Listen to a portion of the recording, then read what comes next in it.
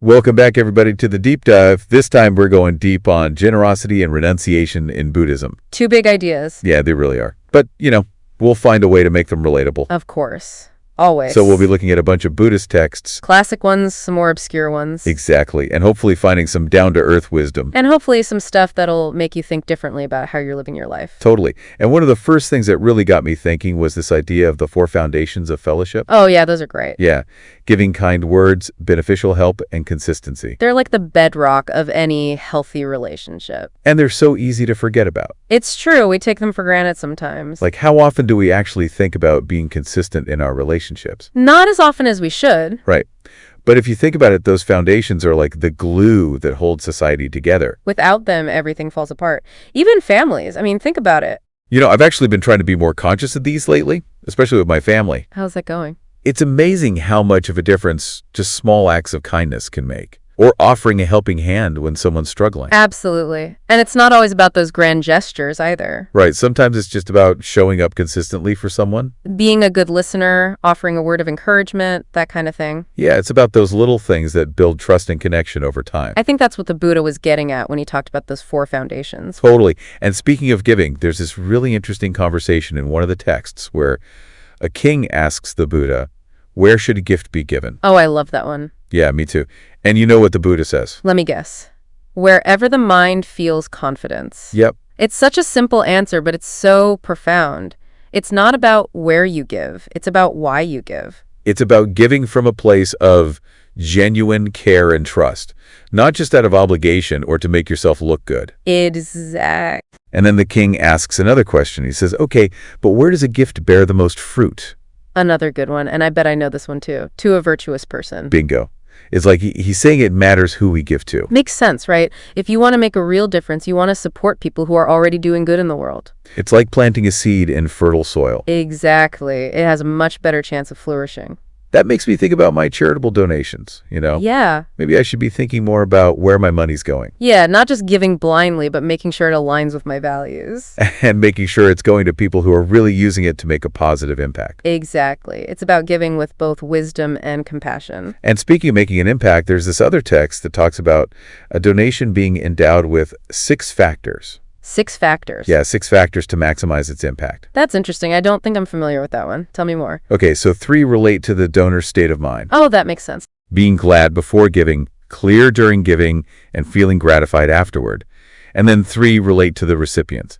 So it's not just about how much you give. It's about the entire mental and emotional landscape surrounding the act of giving. Exactly. Like for the recipient, the text talks about them being free from greed, aversion, and delusion. Or at least working to overcome those things. That's powerful. It suggests that giving can actually help people on their spiritual path. Right. It's not just about giving material things. It's about contributing to someone's well-being on a deeper level. And, when all 6 of those factors align, I bet something really cool happens. the text says it creates an abundance of merit, like the vastness of the ocean. It's like that feeling you get when you give a gift that's just perfect. Something the other person is going to love. Exactly. It's not just about the gift itself. It's about the joy it brings to both the giver and the receiver. That's beautiful, and it's something we can cultivate within ourselves, regardless of our external circumstances. Which actually brings us to another interesting idea, the distinction between inner wealth and outer wealth. I was just getting to that. Aishan Lee talks about this a lot, right? He does. It's one of his central themes. Material possessions are impermanent, but the qualities we cultivate within ourselves, that's what creates lasting wealth.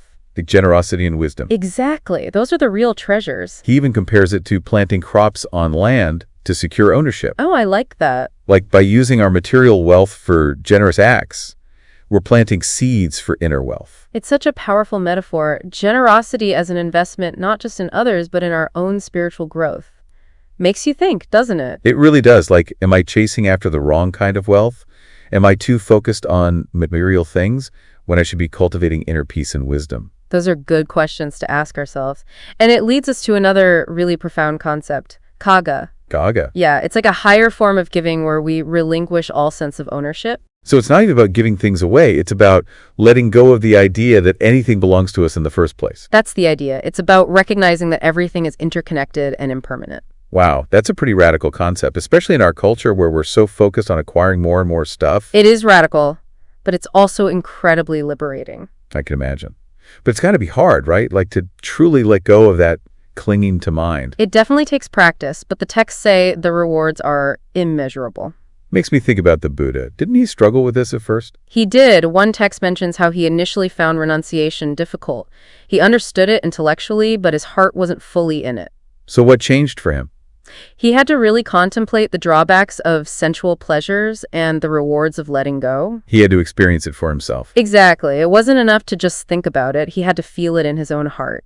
And then everything shifted for him. So we've been talking a lot about like cultivating a generous heart, but there's this one text that lays out 5 specific qualities for giving with integrity. Oh, that's a good one. It's not really about like how much you give, more about the intention behind it. The thought behind the action, yeah. It mentions giving with conviction, giving attentively, in season, with empathy. And without causing harm to yourself or others. Yeah, that one's huge. Like they're all interconnected, you know? Yeah, definitely build on each other. Like if you're giving with empathy, you're not going to want to cause harm. Right. It's about being mindful of the impact of our actions. And the text goes on to say that like each quality kind of leads to different fruits. Oh, that's right. Like giving with conviction leads to abundance. Giving attentively fosters harmony within the family. It's like a ripple effect. Totally. And it's not just about external stuff either. Right. Like these qualities, they kind of nourish our inner world too. Exactly. They cultivate peace and contentment. But then there's this other text that kind of challenges our motivations for giving.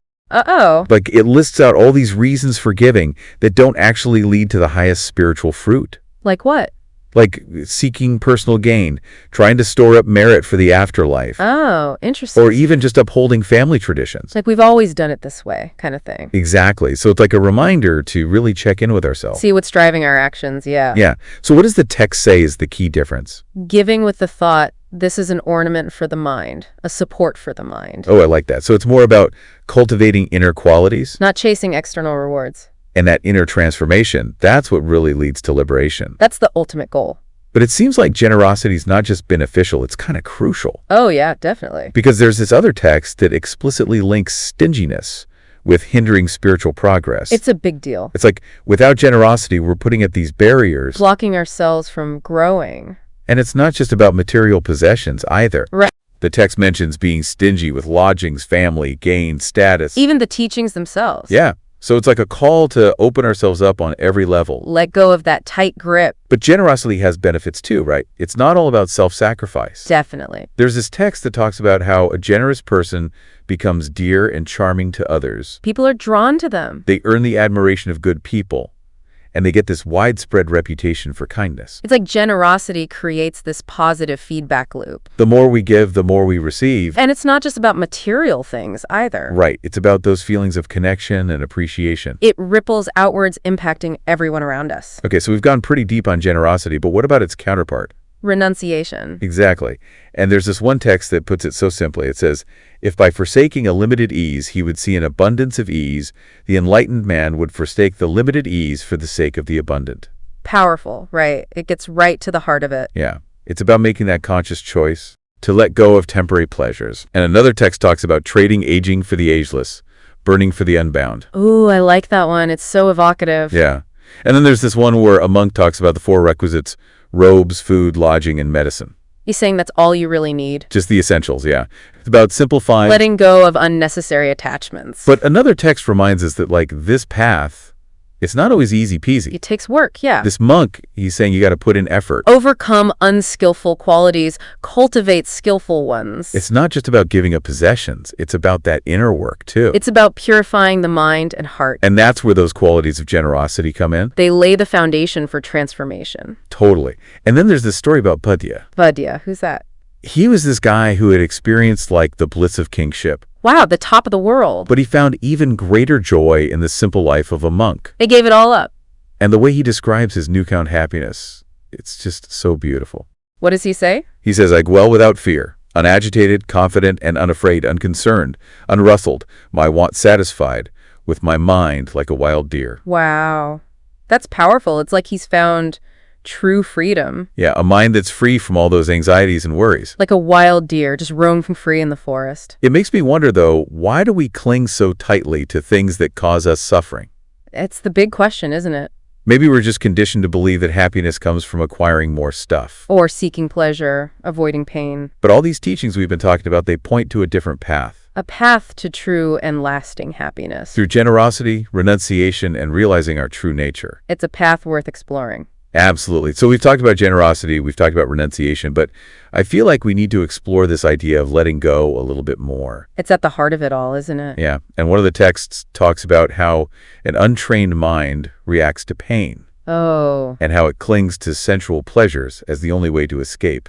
It's like our default mode, isn't it? Like we're wired to seek pleasure and avoid pain. It's instinctual. It's like that feeling of wanting to distract ourselves when something difficult comes up. We reach for our phones, we turn on the TV. Anything to avoid facing that discomfort. But those things only provide temporary relief, right? Exactly. They don't actually address the root of the problem. And in fact, they often make things worse. Yeah, because we become dependent on those external things to regulate our emotion. It's a vicious cycle. And this text uses this really powerful analogy of being shot with 2 arrows. Oh, I've heard that one. The first arrow is the initial pain, and the second arrow is our reaction to it. Our mental and emotional reaction. And it's often that second arrow, the one we inflict on ourselves, that causes the most suffering. Because we're adding to the pain. Yeah, we're piling on the suffering. So the question is, how do we stop shooting ourselves with that second arrow? Right, how do we break free from that cycle? The text says that a well-instructed disciple, when touched by pain, doesn't get swept away by sorrow, grief, lamentation.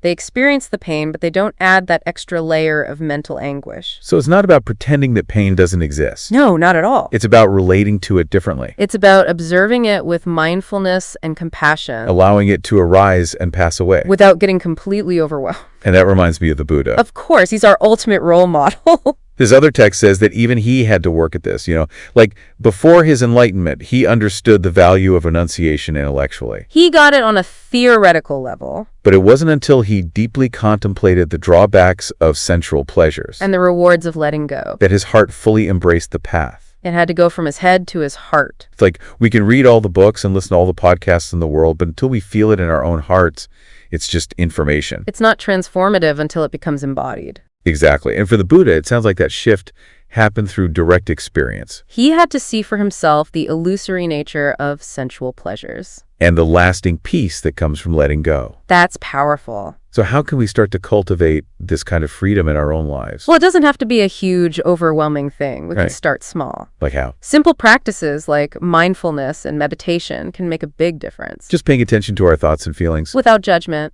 And from there, we can start to experiment with gently letting go. It might be something small. Like resisting the urge to buy something we don't need. Or noticing when we're getting caught up in a story about something that's causing us pain. And every time we let go, even in a small way, We're strengthening our capacity for freedom and peace. it's like a muscle we can train. Exactly. And generosity can play a big role in this too. Because it shifts our focus from me to we. Exactly. It helps us loosen our grip on that idea of a separate self.